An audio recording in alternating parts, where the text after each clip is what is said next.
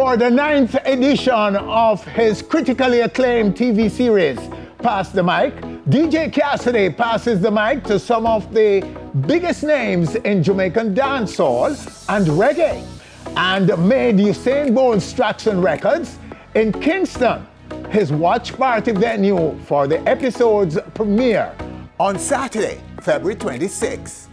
On stage was very much in the building.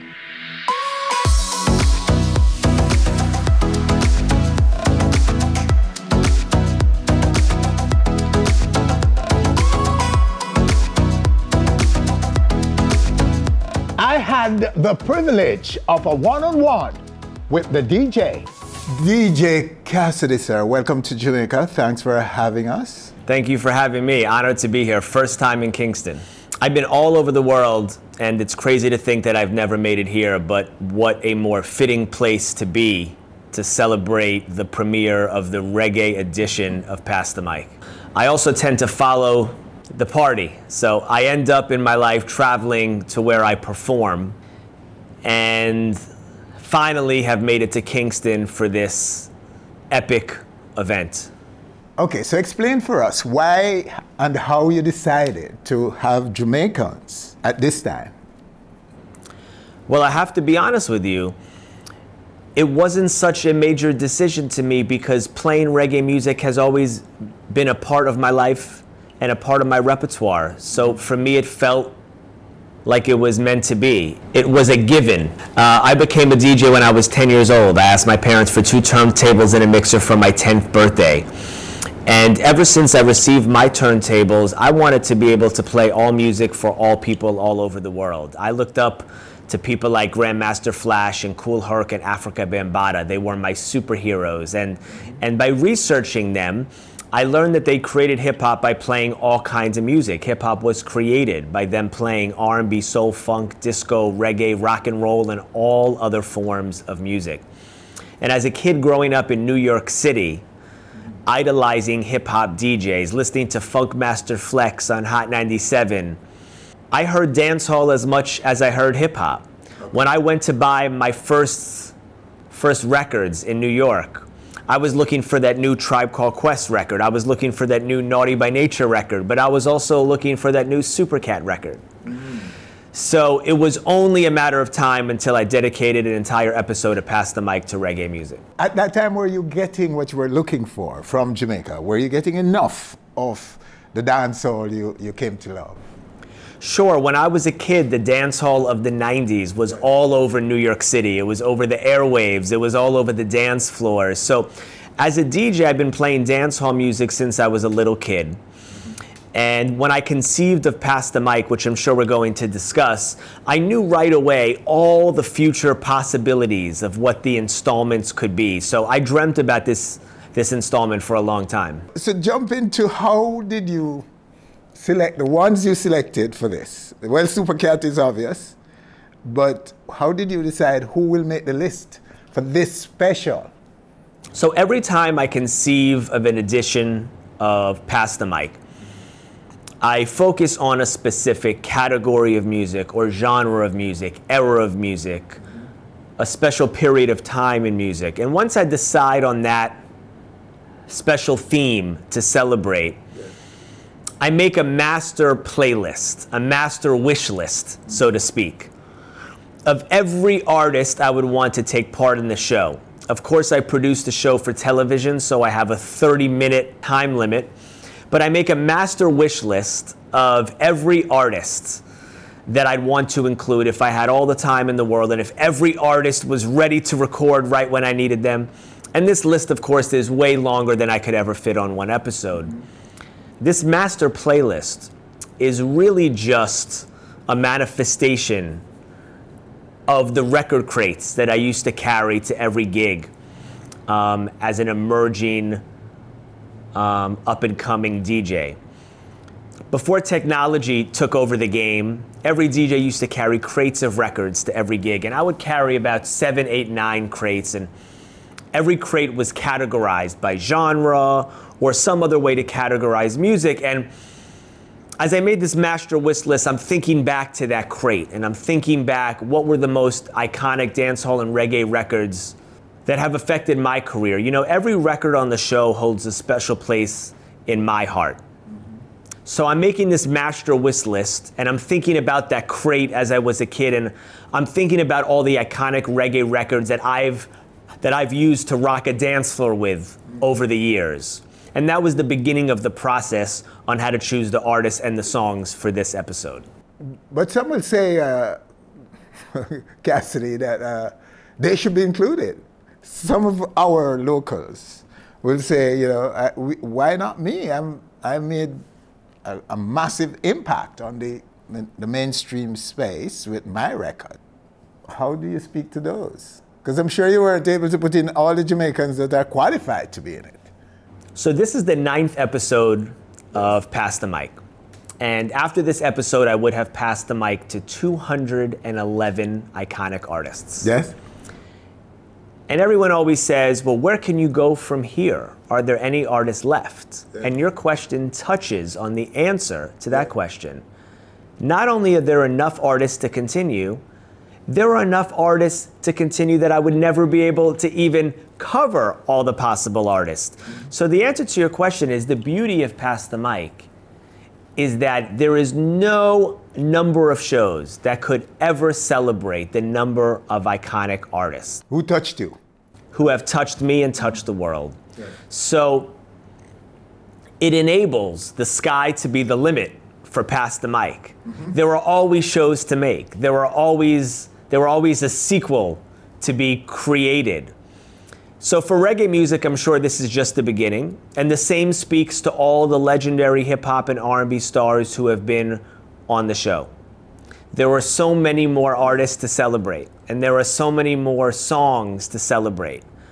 The series really celebrates the greatest artists of all time. The series really celebrates the greatest records of all time. Our favorite artists, our favorite songs, the songs that build the soundtrack to our life. So the truth is, no one episode can ever fully define a category of music or a period of time. And that's the beauty of the show, that the future is endless. When I look at those you've featured, there seems to be a bias towards R&B. Is that correct?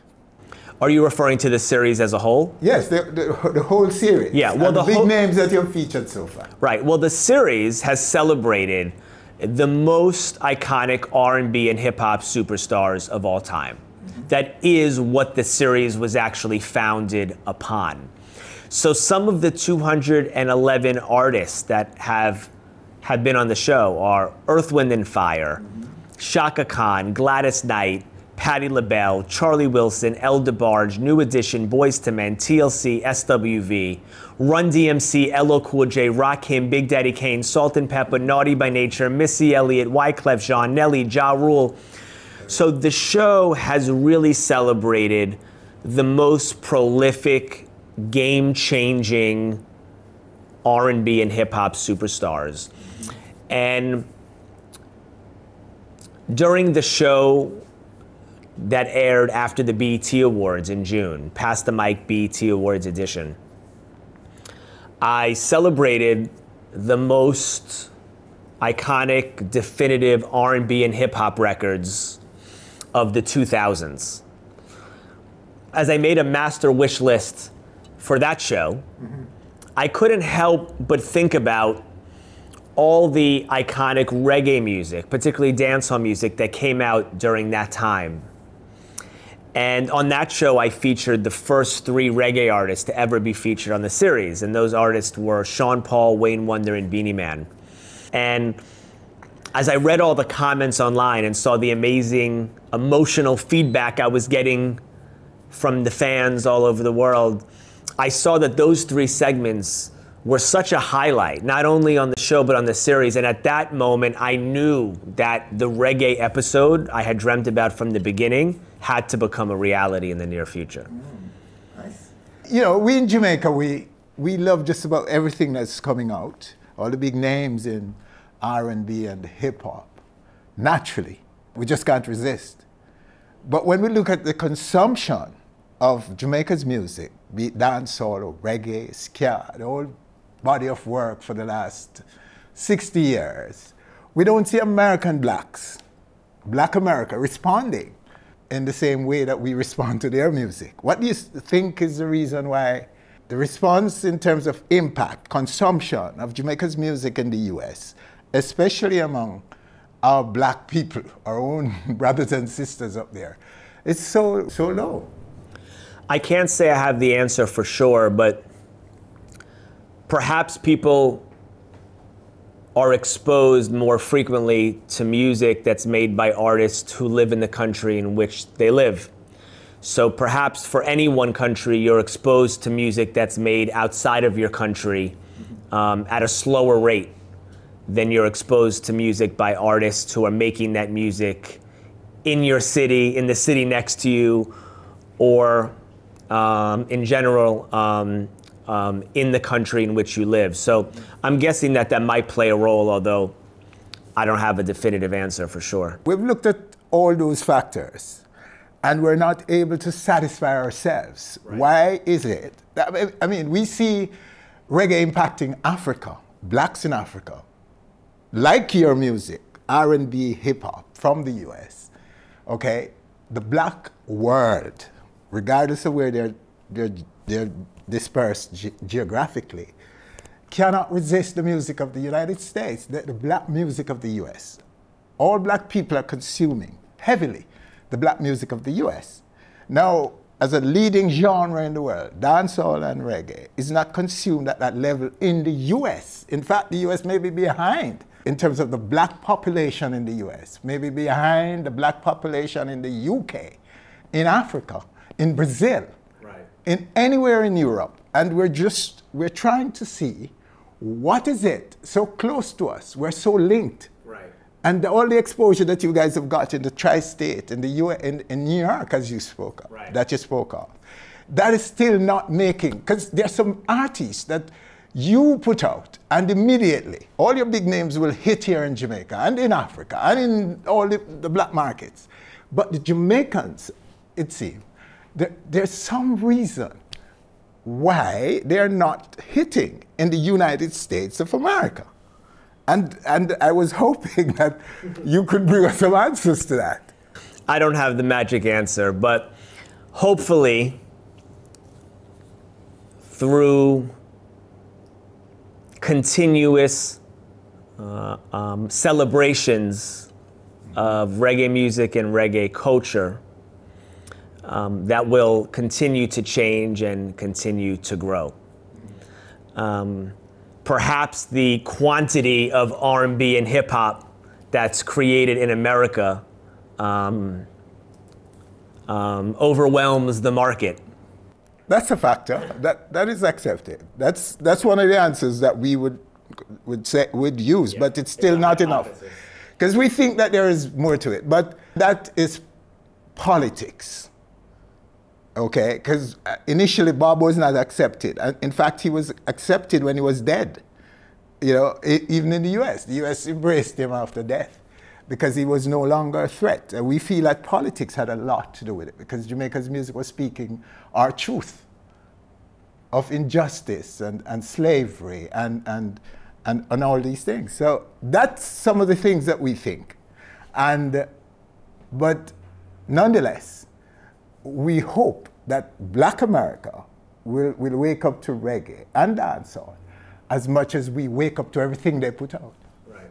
And I think that's the kind of unity and strength that we need to go forward to get our true justice as a people in the world.